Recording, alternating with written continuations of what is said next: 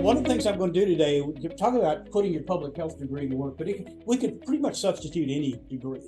What I'm going to talk about is really about how you lead yourself, how you manage your career, and I'm going to, and how careers play out. One of the things I have the honor of teaching a number of honors college courses, and I teach the honors business capstone course, which is a strategy course. And one of the things my students frequently ask me is they're really concerned about the first job that they take and whether that's going to be a mistake or something like that. And the thing that I tell them is that unless you do something in that first job that lands you with a police record or in prison, you're probably going to be okay, because your career is not going to turn out the way you think it's going to turn out. And that's part of what I'm going to talk about today. So one of the things I want to do in the beginning is I want to tell you just a little bit kind of my history. So in the Healthcare Leadership Academy, one of the things that the participants do very early on is something called a pictorial resume, which is basically, how do I describe my journey through life thus far? And what it does is it helps us as a group understand each other better, but it also forces the participant to kind of think about, how did I get to where I am? And what you're going to find out when you're my age, and I'm in my early 70s, Nick Saban is one day older than me. So I watch Nick, and if Nick starts faltering, I think maybe I need to think about this again. But he's going strong, and I think I am too. So, but once you reach later in life, one of the things that you realize is your life story becomes important, and you have to pay attention to that. And we're going to talk a little bit about how you do that and some of the things that trip people up as they traverse that journey. So what I want to do is begin by just telling you a little bit about my story. So I was born. Let's get this thing to work. There we go. I was born in a little town in North Alabama, Collinsville. My brother would tell you that it was like being raised in Mayberry. It really wasn't, but it was a small town up in DeKalb County. We were raised in the rural area at the foot of a mountain. Literally, the mountain was to the east of us. The sun didn't come up till about 10 o'clock in the morning because it had to get over the mountain. But we grew up there. And one of the things I realized at a very early age is that the key to getting out of that area was to get an education. I wrote a chapter in a book for a friend of mine a couple of years ago, and he had asked me to write about some things about my professional journey, and the title of the chapter was How an English Muffin Changed My Life. And the story I tell is about a friend of mine whose father basically owned the local telephone company and was quite well off. And he built this spectacular house on the brow of Lookout Mountain overlooking Weiss Lake in that area. And he had a swimming pool. It was actually above the garage. It was quite an incredible place. This is in the mid-1960s. And one night I spent the night there with my friend, and we went swimming and everything. And the next morning we got up, and they had a housekeeper who cooked for them. His grandfather was widowed, and so he had a housekeeper that kind of looked after things for him, and she cooked breakfast for us. And one of the things that we had was an English muffin, and I had never seen an English muffin before. And I thought, this is like the greatest thing I've ever had in my life. And I thought, if this is how rich people eat, I'm going to figure out how to do that. And I figured out, this was like an epiphany, and I figured out that I have to get an education. And so I became focused, and I'm probably in the 4th or 5th grade at this time. I became absolutely focused on getting an education and moving on from there. And so after I graduated, I went to what was then called the University of Alabama at Birmingham, and it was called University College. You know that is not me in that picture. I don't know who that is. He looks much better than I did at that age. But this sign was outside of what was called Tidwell Hall, which is across from the administration building. I think it's Genomics building or something there now. But this was, and that was basically what it was. So we had the 50-year anniversary a couple of years ago of UAB. I was here at that time. So I came here and majored in chemistry, and I thought I'll be a chemist. I had no idea what that meant, but I thought, I love chemistry, I love science, I love mathematics, and so I'll do that. And I'm in an organic chemistry lab one evening, and I'm talking with a graduate assistant, and he says, you know what you can do with a PhD in organic chemistry? and I think he's going to give me some great piece of advice. And I said, what? He said, you can drive a taxi. He says, there's no jobs. I thought, whoops, that's not going to work. So I thought, well, what do I do with it? So I decided that that I would, growing up in a small town, the most learned person in town, certainly one of the most, was a pharmacist. And so I thought, maybe I'll go to pharmacy school and I'll get a pharmacy degree. I don't know that that's what I really want to do in life, but that's what I'll do. And so I went to Samford. Got a degree in pharmacy, I took to it like a duck to water. It all made sense to me. And so I graduated literally at the top of my class, won all the academic awards. And one of my professors said, you need to get a doctorate. And so at that time, a Pharm.D degree was not the terminal degree. You got a Bachelor of Science in Pharmacy, and a Pharm.D degree was a 2 to 3 year postgraduate commitment. So you're 5 years to get a pharmacy degree, and then a total of about 7 to 8 to get a Pharm.D. So I went to the University of Tennessee, and in Memphis, was there a couple of years, got a Pharm.D degree, and as I was getting ready to graduate, my old professor at Samford called and said, would you like to, why don't you come down here and back here and teach for us? And so literally 6 months before I graduated, I already had a signed, sealed, and delivered offer to come back to Birmingham and teach. And so so I returned to Samford, and for about 5 years taught basically pharmacology and therapeutics, applied therapeutics as we called it back then. I taught in several different areas of the kind of clinical area. I helped establish a clinical practice here at the VA hospital, and was involved in that for several years. And then had an opportunity to do some work with the health department here. And so one of the things they needed, they had several health centers. I don't know if they still have them or not, but they had a couple of mental health centers and a health center over in Inslee, and I think a couple of others, maybe Bessemer. And they need somebody to kind of help set up a medication maintenance program for them. And so I said, I'll do that. I'm still teaching at Samford, but I'm working kind of half-time, three-quarter time for the health department, and kind of helping them set up that medication maintenance program. And I thought, I don't know that I want to do this forever. We had set up, two of my colleagues and I at Samford had set up a consulting business that did pharmacy management for nursing homes and small hospitals. I kind of enjoyed that. We literally even had an airplane because we traveled around. One of the guys was a well-established pilot. I learned to fly. I quit doing that years ago, as did my other partner. So we had a Cessna 172 that we kept up at Shelby County Airport, fly around the Southeast to our consulting gig. And I really liked it. Really enjoyed it. So I got to thinking, what would I do? And I thought, maybe I'll be a hospital administrator. And so I looked around at kind of what I needed to do and ultimately decided to do a public health degree. And so I came back here at night. This was in the very early stages. I could see Herman Lehman's picture back there. I had Herman for epidemiology. He was a very colorful character.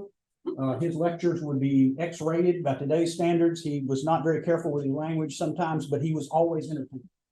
And so I majored in healthcare policy and organization, and with a heavy dose of biostatistics and epidemiology. So a guy, Gary Cutter, some of you may know, Gary taught me biostatistics. He made biostatistics understandable to me. I wouldn't say that I'm a statistician today, but at one time I could hold my own. And I was kind of finishing all this program up. And I'm thinking that, I'm kind of looking around for jobs in hospital administration. And I have a conversation with an old professor of mine from Tennessee who had left academia, and he's working for a drug company. He's working for Marion Merrill Val in Kansas City at the time, a guy named Ben McGraw. And Ben said, you may be interested in this. He said, didn't you just do a degree in public health? And I said, yeah. He said, you may be interested in this. He said, there's this group that's kind of started this company down in Fort Lauderdale, Florida. They're going to be moving to North Carolina. And he said it's this British company, and they're trying to get a foothold here in the United States. And he said you might be a good candidate for a job they've got. So he gave me a guy's name, a guy named David McFarlane, and I called Dave on the phone, and because that's what you did back then, you didn't have email. And so we have a conversation, and he responds by sending me through the U.S. mail a plane ticket and I fly up to meet up with him in North Carolina, and we spend a day there, and they offer me a job on the spot. 2 weeks later, I started at a company known as Glaxo. Nobody knew who we were. They had bought a little company in Fort Lauderdale called Meyer, a drug company, as a way of establishing a position. We had no products. We had there's more people in this room now than I think were in the whole company when I started. We were in a rented building in Chapel Hill. And for the next 14 years was the ride of my life. We went from nobody knew who we were to when I left 14 years later, we were the largest pharmaceutical company. And so I got to do a little bit of everything. But I started, they had a new drug that's coming on the market. The drug's called Zantac. It was the second H2 antagonist for treatment of peptic ulcer disease. There was already one on the market called Tagamet. And these drugs revolutionized gastric surgery. I mean, literally, people used to have gastric resections all the time for ulcers. It literally closed that business down. And so what happened is they needed somebody to set up a post-marketing surveillance program. And so when Dave and I talked, he said, you got a public health degree. You know anything about epidemiology? I said, enough to be dangerous. And that was good enough. And so what I did for the first 7 years of that time at Glaxo is I ran their post-marketing surveillance program. They call it today pharmacoepidemiology. We didn't call it that back then, but that's what I did for the first 7 years. Established that, hired a bunch of people, built a department, had an opportunity to do some other stuff in regulatory affairs. I got interested in the way new drug applications were reviewed, and they were all in paper. And when we put an NDA together, the paper was bound in volumes of about 250 to 300 pages. And a standard NDA could be anywhere from 250 to 600 volumes. Now think about how much that is. We put them together in a big room, about the size of a gymnasium with tables. We literally sometimes rent a ballroom at a hotel to do this in. And it was literally a manual pagination. People went through the volumes with a Bates numbering machine, one of these that automatically is, numbering the pages. And then somebody went through and literally wrote in the cross references. You'd have a finding and it would say, for the case report form, see volume 245, page 64, and they would literally write that in. So we would have like 50 people doing it. And then you got to drive the truck. I got to do that several times to the FDA. Literally a U-Haul truck loaded with a bunch of volumes, and you drove it backed up to a loading dock at the FDA and unloaded the thing, and they gave you this piece of paper saying that they had it, and you took off back and turned the truck in and flew back to North Carolina. I did that several times. I thought, this is crazy. There's got to be a better way to do this. And so we got interested in the idea of doing this with computers. And so I hooked up with a little company in New Jersey called Laser Recording Systems that had this basically platform that used laser discs, which were like space age technology at the time. This idea that you could scan documents, you could create a database, you could cross-link those. And so I had the opportunity to be at the forefront of something called computer-assisted NDAs, CANDAs. You go back and look at my name in the literature, you can find several articles with my name on it talking about CANDAs, because I was one of the folks that was really one of the early phases of that. And so we spent a lot of time working on this, and I had talked to the CEO about this, Ernie Mario, and Ernie basically said, Dobbs is going to handle this for us. And so suddenly I'm thrust into this position of essentially taking charge of an effort to computerize drug submission. Nothing I had any qualification for. I didn't know anything about computers, but I knew enough about how NDAs are put together to do this. And so the first drug they gave me was a promising drug that they said will probably take 3 years or so to get approved. And the drug was on Dancepon. And so we spent, I don't know how much time, taking the paper NDA that they had assembled, because we had to submit it also, and taking that thing, scanning it, indexing it, cross-referencing, building this system on a PC. And the reviewer that was assigned was a gentleman named Hugo Gallipolis. Nicest man in the world. And I met with him. I said, "You willing to do this?" And he said, "Oh yeah, let's try." And so I literally spent days at the FDA teaching him how to use this thing, setting it up. Had a technician with me in case something broke. and we set the thing up. We thought it would take 3 years at least to get the application approved. It was approved in 11 and a half months. Yours truly became a rock star. The next drug was sumatriptan for migraine, same thing. And so ultimately, with that, every drug we did after that was completed. And so we're kind of, tooling along here. And my wife and I and our kids are up on the Chesapeake Bay on vacation. And we'll get back. It's in October, as I recall, over a long weekend. And I've got, remember, an answering machine? I had like 3 messages on my answering machine from one of our top executives. And I thought, oh, this is not. And so I called him back. He says, I need you to do something. I said, what's that? He said, I need you to run IT. Long calls. I said, you could just fire me. He said, no. He said, we're spending a lot of money. He said, we have no idea whether we're getting value from it. I'm told we've got good people. He said, I need somebody that understands drug development to come in, take a look at this, and tell me if we're doing the right things. So I said, okay, and I had done several sort of temporary assignments before to kind of help start some things. And so what happened is that eventually I take this group over and start working on it. And then about a year into that, and I'm thinking this is going to be kind of a short-term thing, about a year into that, I wake up one morning and I turn on CNN and I'm watching Stuart Varney, who's now on Fox Business. I watched him every morning to get the business news. And the headline story was that Glaxo had made a hostile takeover for Burroughs Wellcome. And that began the journey to the biggest, at the time, merger as hostile takeover in the history of the pharmaceutical industry. Not anywhere near that now, but this was in early 1995. And we had made a hostile bid for Wellcome. I got pulled out of this role, put in charge of a piece of the integration of the research and development functions of the two companies.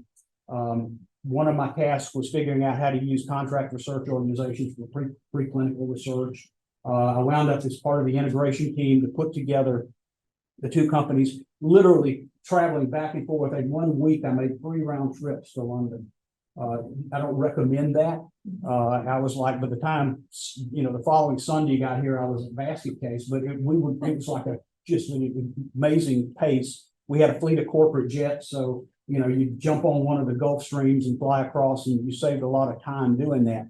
And so we get through the merger, and then they approach me, and I'm thinking, I'll either have a job at the end of this or I won't. And they approach me and say, no, we want you to run this global technology organization. And by the way, we're gonna lease a flat for you in London because you'll be spending a lot of time there. And so for the next couple of years, I flew back and forth between the U.S. and London. I was called a hopper. We had 5 people who were running international business. They called us hoppers because we hopped back and forth across the Atlantic. I was neighbors actually with Princess Diana. I never saw her, but my flat was in Kensington. And when I went out running in Hyde Park in the morning, I actually ran past Kensington Palace, but she never came out to say hello. But I had stayed there, did this. It was a great job. Wonderful thing, but extremely grueling. I had 2 small boys at home, and I wasn't getting to be home much. And I'm thinking, I think I want to. I don't know how much longer I want to do this. I can. This being a globetrotting executive fun, but I want to be a dad. And I get a call one day from a recruiter, and he says that Shearing Plow, who at the time was a top 10 company, they were later acquired by Merck, they're doing a kind of a complete rebuild of their R&D institute, and they are looking for. They were ultimately hiring 4 people to take over and kind of fix this organization. And they were recruiting me for one of the jobs. And I thought, I don't know if I want to do this. I don't know if I want to move to New Jersey, but I'm traveling all over the places. So I arranged a meeting at the Admirals Club in Chicago at O'Hare with a recruiter. And he sits down, and the company had hired A.D. Little, a consulting firm. And they had done a consulting gig, and he kind of lays out what their problems are. And I sat there looking at this, and I realized I don't have to fix this. And so I called my wife. I was en route to California at the time. Called her after I got to San Francisco and said, I'm going to look at this. And next thing I knew, they made me an offer. I accepted it, and we moved to New Jersey. And so I would spend the next 8 years at Shearing Plow, one of the top executives, wonderful ride. But Shearing got into trouble, as you may or may not remember, some huge issues in their manufacturing arena. At one point, our stock, which was trading at like $58 a share, we had a major manufacturing issue, and it went from $58 a share to $14. And I was an officer, so I couldn't sell stock without permission from our legal department, and there were no way they were going to let me sell stock, nor was there any way I was going to do it because I didn't want to go to prison. So, so we kind of rode that thing out, and at the end of the time, they offered this voluntary enhanced retirement program. I'm in my early 50s at the time. And I thought, I'm going to look at this. I'm going to get out of this mess. And the offer was very attractive. We met with our financial advisor. He looks at it and he says, "Yeah, you're fine to retire."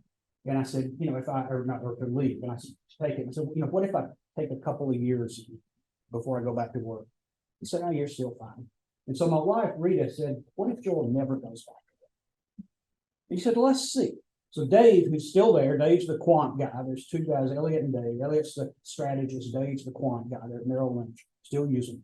And Dave plugs the numbers in, and there's this graph that it gives you that's your assets versus your age, and it plots it out on this screen, and it's green all the way to age 90. I thought, holy crap, I'm free. And so we decided I'm gonna take a sabbatical and figure out what I want to do next. And so I did some consulting work, and one of my consulting clients was Stevens Institute of Technology, and they said, "Could you help us design a master's program for life sciences management?" And I said, "Sure." So I did some market research, talked to a bunch. I had a huge network at the time, talked to a ton of people, came back with the findings, and said, you know, basically, here's what you ought to be teaching. They said, "Great, would you come to work for us and help set this up?" So I did. Spent the next 2 years basically developing and teaching in this master's program. And part of the deal was I could keep doing consulting. One of my consulting clients was a Japanese company that that had a number of issues that I had been helping them with. And finally, the president approached me and said, "Would you be interested in coming to work for us?" And I said, "Doing what?" And he said, "Well, why don't you design a job for yourself?" I said, "Okay, I'll do that." And so I designed this job. And they said, "Okay, how much money you want?" Biggest mistake I may have ever done. So I thought, you know, I'll just give them an obscene number, and they'll, you know, it'll be I'll be the negotiating point. You never want to make the first offer, but I gave them this number, and they said, "Okay." A huge mistake here. I've just left a lot of money on the table. But I took the job, and the company was ASON. And that was the last 6 years of my career I spent working for these guys. And I got to spend a lot of time in Japan. I was one of the top half a dozen executives in the company during that period of time. It was great fun. Learned a little bit of Japanese, enough Japanese to know that you don't want to try to speak Japanese, because a slight change in the inflection of your voice can get you in big trouble.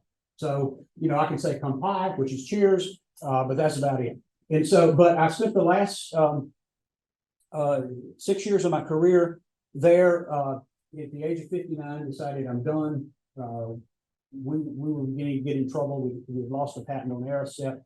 We had a follow-on product, Aricept 23. Why 23? Because it was sold in 5 and 10 milligram tablets, and 23 milligrams was not a combination of the two. So they cynically decided we'll only study 23 milligrams. Therefore, we'll have a 23 milligram dose. It didn't work. It bombed in the market. I'm sitting in an executive committee meeting. We were looking at our fourth quarter 2010 sales. We were projected 119 million sales of Aricept 23. We sold 16 million, and it's like the party's over. So early in the new year, I went to the CEO who I worked for, a guy named Linnell Coates, a wonderful man, and I said, "I'm done. I'm finished. I'm going to do something else." And so, I retired, and you know, we wound up deciding we were not going to stay in New Jersey, and we wound up back here.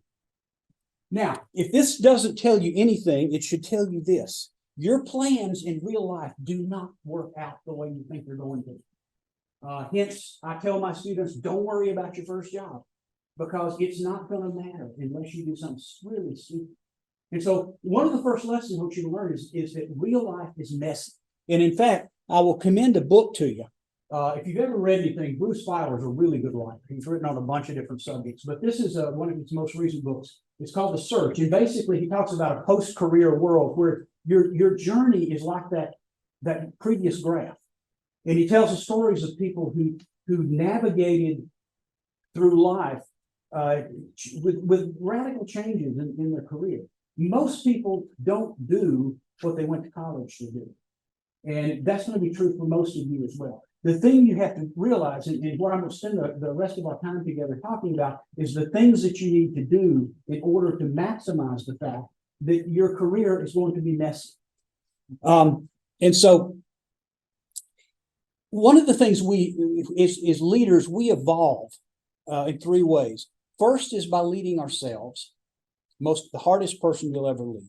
The second is by leading others. And the third is then by leading organizations.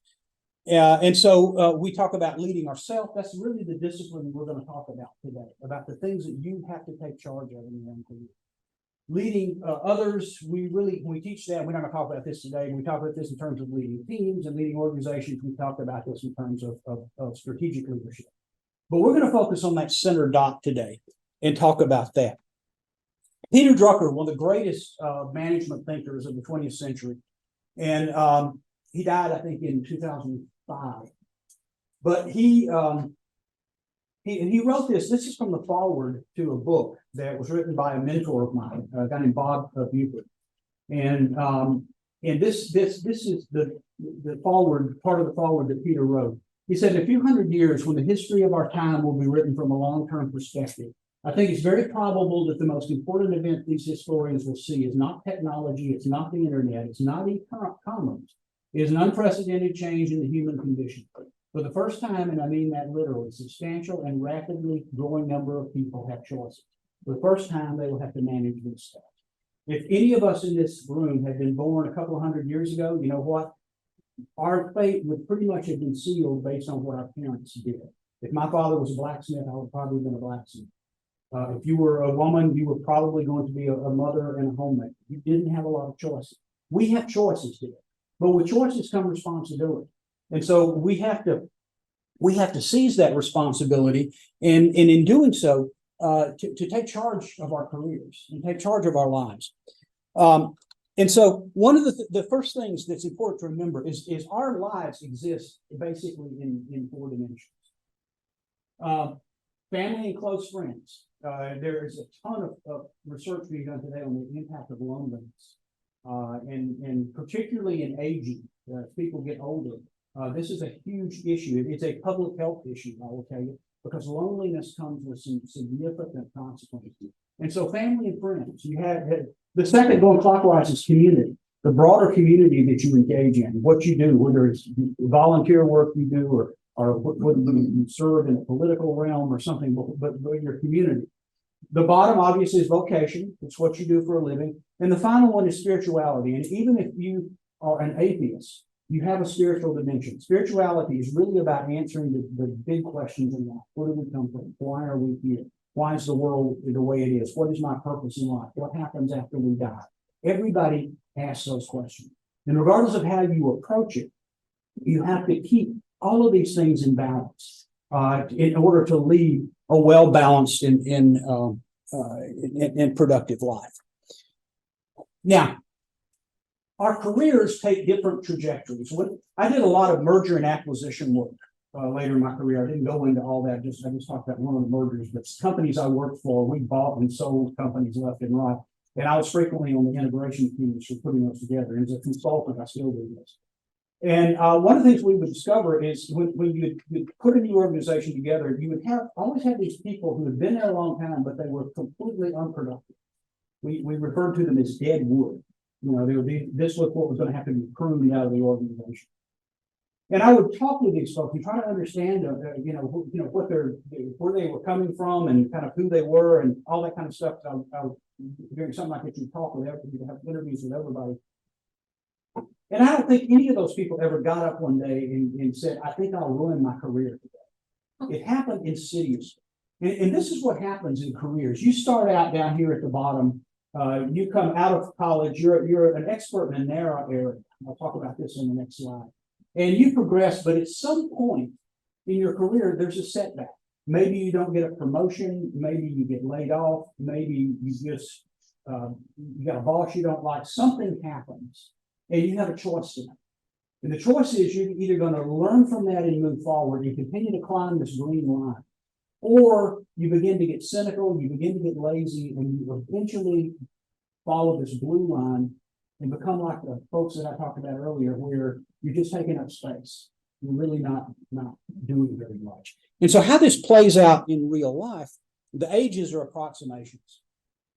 But when you come out of school, you know a lot about a narrow subject. So, right, you're an inch wide and a mile. You have a lot of expertise, but in a fairly narrow subject. But as you progress along your career, what happens is, assuming you don't derail yourself here and go off on this blue line, what happens is as you become more and more valuable, you assume more and more responsible and senior level roles. What happens is you go from knowing a little bit about a lot to knowing a lot about a little. So down here on the left, when you first get out, you know a lot. But as you advance in your career, the most important thing is not knowing the answers, it's knowing the questions. And I discovered as an executive, the most important thing I could contribute to a meeting sometime was to ask the obvious known questions. And I can't tell you how many times I've said in a meeting where I'm the most senior guy in the room and somebody's presenting something and I have no idea what the heck they're talking about. I mean, I am lost. And so I'm sitting there listening, and finally I stop the conversation. I'll say, this may be a naive question, but could you explain such and such? And suddenly in the room, there's this, oh, thank God he asked that. You know, collective silence because nobody else knew what they're talking about. And so sometimes, and the other thing is asking the obvious question. Because sometimes what happens is we feel like if we ask the obvious questions, we're going to look dumb. You're not. If you ask the obvious question and they have a good answer, great. But if you ask the obvious question and nobody has an answer, you realize you've uncovered a big problem. And so one of the more important things as you progress through this is learning the importance of asking questions. And so in accepting the fact that you're not going to know everything, but you're going to have a broad knowledge of the subject matter, the organization that you're in, whatever all those things are, you're going to have a broad knowledge of that. And that becomes much more important as you progress in your career. And so what happens is you will start out your career on the far left. You are individual, you contribute dependently, which means that you're dependent on a lot of instruction. So when you first start a new job, you go through an orientation. Maybe your boss or your supervisor gives you a lot of direction on a day-to-day basis initially until you figure out and find your way around and everything. And that dependent contribution, it has to be a short period of time to be successful. And then you move to contribute independently. You're still working on your own. You're working for someone, but you know the job. You know how to do what you do. But as you progress, there's this big gap that you have to cross where you go from an independent contributor to contributing through others. This is usually when you take on a supervisory role or a management role or a team leader role. And this gap between these two is huge because the things that make you successful on the left are things that won't make you successful on the right. Book I would commend to you, written by a guy named Marshall Goldsmith. It's called What Got You Here Won't Get You There. And it's about this very issue, the things that will make you successful early in your career. If you move into higher and higher, more responsible leadership positions, once you move into those, it's a totally different set of skills because you're contributing now through others. And then at the pinnacle of that, you contribute strategically. In other words, you are your actions involve essentially the fate and the direction of the organization. Think that top executive. But the place where a lot of people trip up is they get lost in this transition. And so what you have, and this is where a lot of people fall off that curve, is they get promoted into management and a team handler. And so one of the things that you have to do is you have to take responsibility for your own development. You have to know what you know and what you don't know, and be willing to take responsibility for that. One of the ways you do that is understand what you're good at. Now, one of the things, in addition to teaching here, I run a consulting business. And I do primarily leadership development and strategy.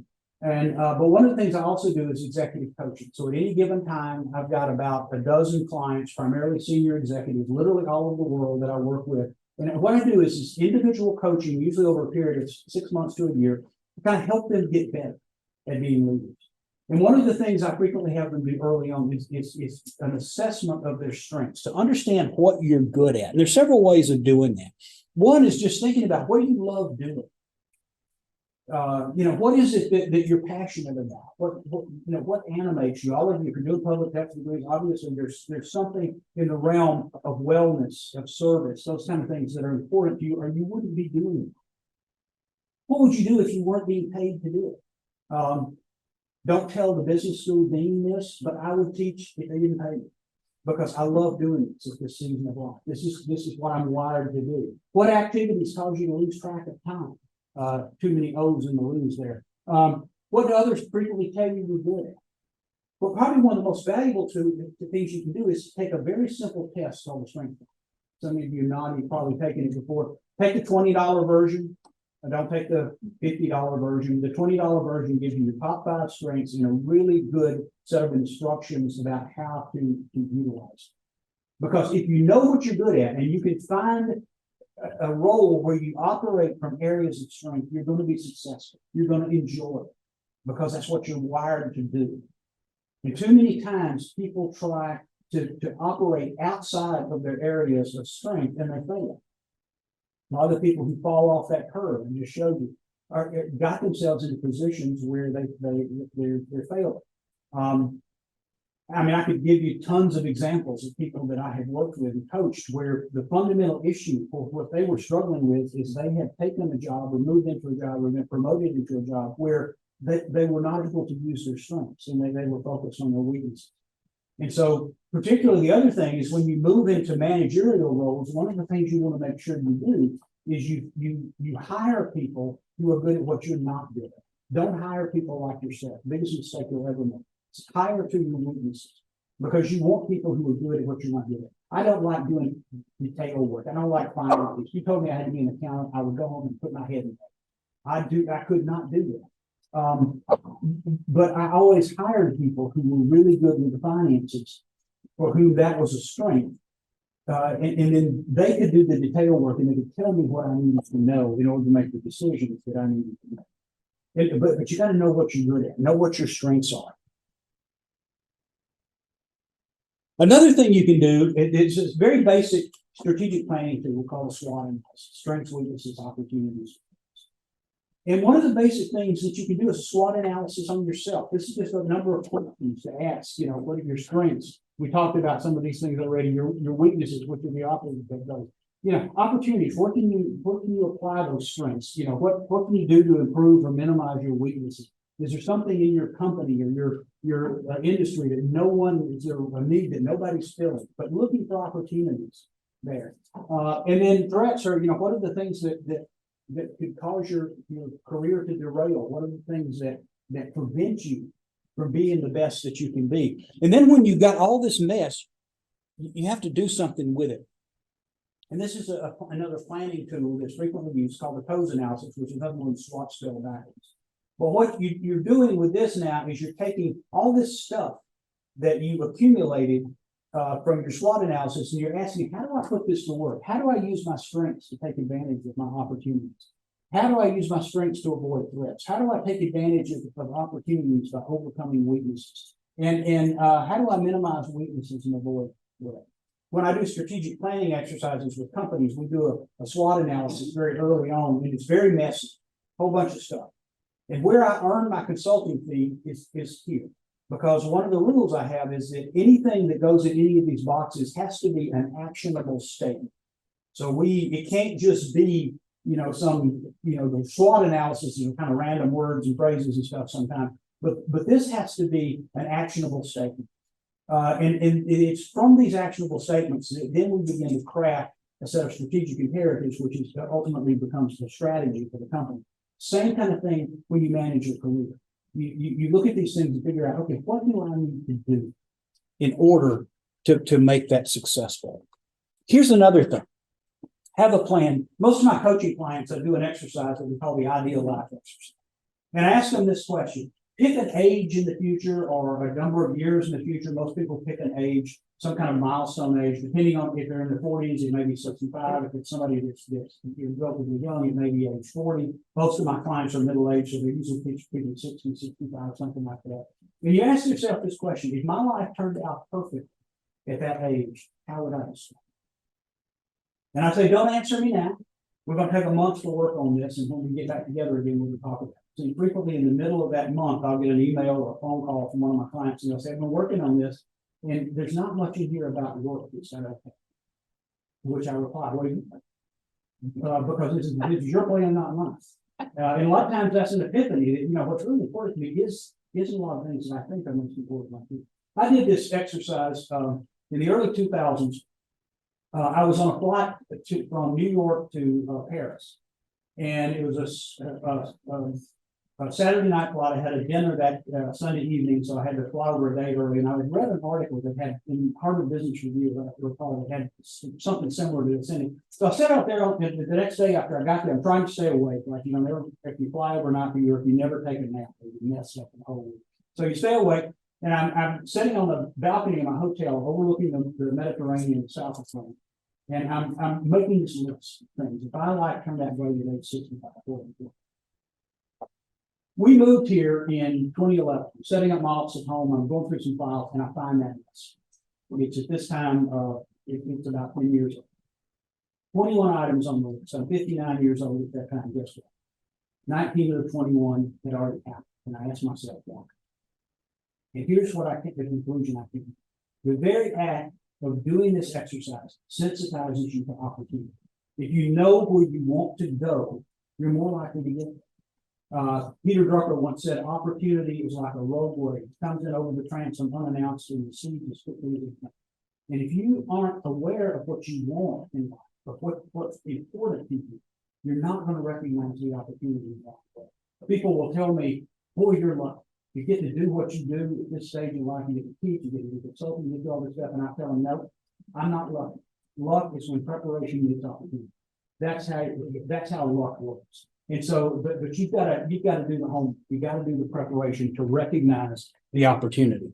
Sometimes I have people do the same thing with a job description. Design your ideal next job. Write a job description for it, and then ask yourself, am I qualified for that job? And if not, what have I got to do in order to qualify myself for that job?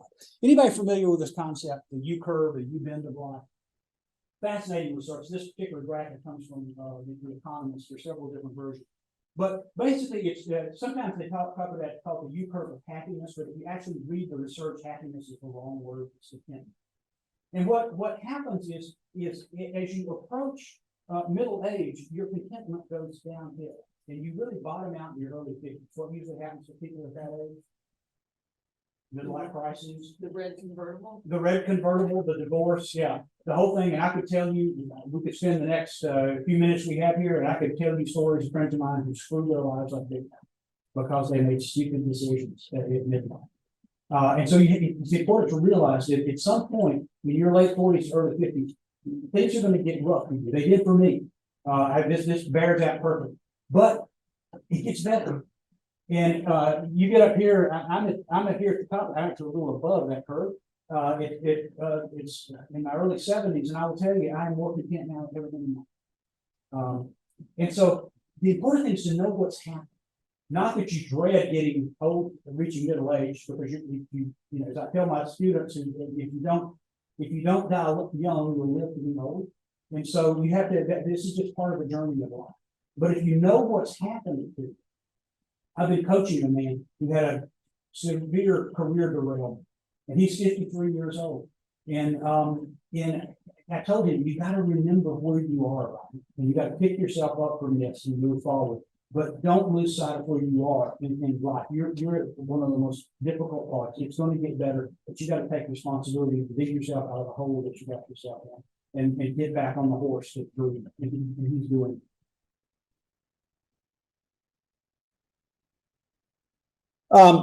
you will go through a bunch of transitions along the way. This is probably there's a guy named William Bridges, no relation to Pharm.D here.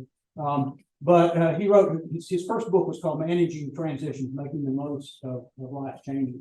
And he's really an expert on managing transitions in life. And there's a bunch of different graphics I can show you. It just shows this one particular.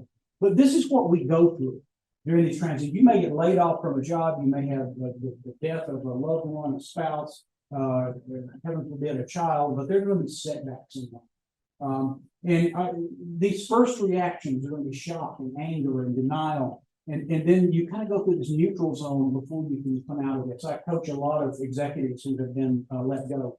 And we frequently have this conversation in the beginning, the first conversation they've been terminated, maybe as part of a downsizing.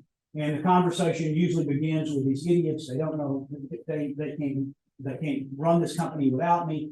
They have made a huge mistake. They had screwed up, and I let them just go on and rant and rave for a while. And then when they kind of wind down a little bit, I'll ask them this question. Have you ever had to lay anybody off before in a downside? Well, yes, of course. Tell me about how you reach that decision. And they start talking about it, and suddenly they get quiet because they realize somebody thought about this. It wasn't an accident. And frequently they break down in tears. I've had that happen numerous times. And it's only at that point that I can help them, because they have to realize where they are, and they have to accept the beginning. And Bridget says every beginning is an end and every end is a beginning. And so they have to get through this neutral zone before, so they can recognize that the end is the pathway to a new beginning, and they can dust themselves off and begin to pursue the next chapter of their life. But they have to go through that middle stage. They have to get over the anger and the belief that their previous company was run by a bunch of idiots who didn't know that the company wouldn't survive without them. And sometimes that's painful. Like I said, sometimes they literally break down in tears, but I've had that happen numerous times. So if we come to the ending here, when you begin to look back at kind of what is important for you to take the things that you're learning today, and as you take them into that career that's going to be a smorgasbord of different opportunities, a lot of detours and obstacles along the way. One of the things you're constantly doing is trying to find yourself, to find your own story. And there are intrinsic things that you're all wired with. You have talents. You have things that you are inherently interested in. You have acquired skills in things, the abilities you develop, the things that you learned during your schooling here, and the things that you become passionate about as a result. And in the middle of all of this is the things that you're good at, the strengths, the things that you were wired to do. And if you can take advantage of all of these, and you can operate from this center, as Peter Drucker said, build on islands of health and strength. If you can find that center, that's what we call your calling.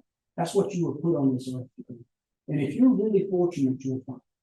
In my late 40s, I read a book. I mentioned Bob Buford earlier. The book was called Halftime, From Success to Significance. I was about 48 years old when I read it. Literally changed the trajectory of the rest of my life. And Drucker, Buford basically said that we go through life in our early stages that we are, as he puts it, we run the story. You know, we work hard. Maybe we're successful. Sometimes we're successful early. Maybe we make a lot of money and all those kind of things.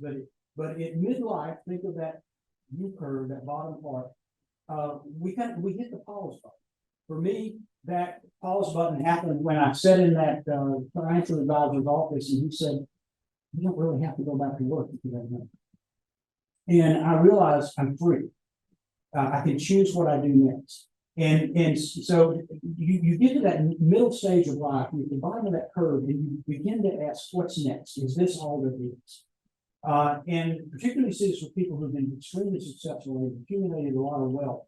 And you ask yourself, you know, is this all there is? The biblical book of Ecclesiastes was written by Solomon, who was the wealthiest man in the world at that time. And it's this lament about the fact that he's had everything, but he didn't make it happen because of the chasing after the and there's a wonderful line in there that says, "He who has money never has money. Money will not make you happy. It can make you comfortable. It will not make you happy." And so what you have to find is what's your space in life. And for me, reading Halftime, I began to realize I had the opportunity to go to a 3-day session called Halftime Institute, probably about 20 some odd years ago now, in Dallas, and spent a long weekend with Bob Buford and some other people. And one of the things that they did is they had a graphic facilitator who kind of cartooned the meeting. And at the end of the session, he gave me, the facilitator gave me this plaque. This sits on my desk in the office. And he said, I've listened to you all the last 3 days. And he said, this is what I hear you say is your mission. That's it. That's it. Your goal is to find that mission, is to find what it is that you're wired to do. Because if you find that, you're gonna make a difference in your life and the lives of everybody else. Now, I want to end with a couple of things that I always do give my graduating seniors and my MBA students. So there are a couple of things that I think are important. One of the things I have a more than a passing interest in is how do people age well. So I probably read 25 books on aging and aging well over the last couple of years. And so this is my takeaway, not only for how you age well, but basically how you live well. You stay physically active, you stay intellectually curious, you stay socially engaged. But here's the important thing: focus on what you can do, not what you can't do. Be generous and practice gratitude. Never underestimate the power of gratitude and generosity. And finally, 6 pieces of career advice. I give this to all my graduating seniors. We talk about this. Know what you want. If you don't know what you want, you're going to get what somebody else does. Be intentional. Pursue what you want. See current events as preparation for the future. Winston Churchill once said, when you're going through hell, keep going. When you're faced with a difficult situation, you're going to have a lot of them in your life. Pause and ask yourself the question, what can I learn? And what can I take into the future from the lessons that I have learned here? Have the courage to take prudent risks. Beware of success. I read an article in Business Week, and I remember vividly it was in an interview with a venture capitalist, Craig Wynn. It was in the March 2000 issue of Business Week. And he's being interviewed, and he's talking about his success and failures in some of the deals he had funded. And he makes a statement in there that has stuck with me ever since that time. He said, you are never closer to the moment of your greatest failure than at the moment of your greatest success. When you are successful, watch out. Danger lurks around the corner. And finally, the things that you worry about most almost never happen. Don't waste your time worrying about hypothetical things that are probably never going to happen. I have a question about that. Yep. So given where you started, which was way far away from where you ended, how do you know what you want? And at what point in your life? Because it changes over a period of time. As you get older and you get more experience, you're on a journey. And you don't know what the end is going to look like. You don't know how long you're going to live. You don't know what's next, but you have to know what's next for you. And you have to be constantly looking. It's like driving at night with your headlights on, right? You can see things that are close to you very clearly, but your life is moving through time like that car through space, and things out in the distance you don't see as clearly. But when you're driving at night, what are you focusing on? You're looking in the distance. And so what you have to do is pay attention to what am I learning on this journey? What's important to me? And what do I want my next step to be? What do I want to be when I'm 65, 70 years old? What do I want to be doing? Because that journey is going to be very haphazard. But if you don't, as the old Chinese proverb says, if you don't know where you're going, any map will do. And so, you have to pay attention. And the final thing I'll leave you with is this quote. I've always loved this. Unfulfilled destiny will follow you like an accusing shadow for the rest of you. Know what you want. You don't want to be the person at the end of your life that looks back and says, I wish I had done this, could have done this, could have done this. Don't do it. Take charge. The way you put your public health degree to work is the same way you would put your business degree, your accounting degree, your MBA, your whatever. to work is by taking responsibility for your own career, for your own actions, for your own life, and leading yourself. That's the key.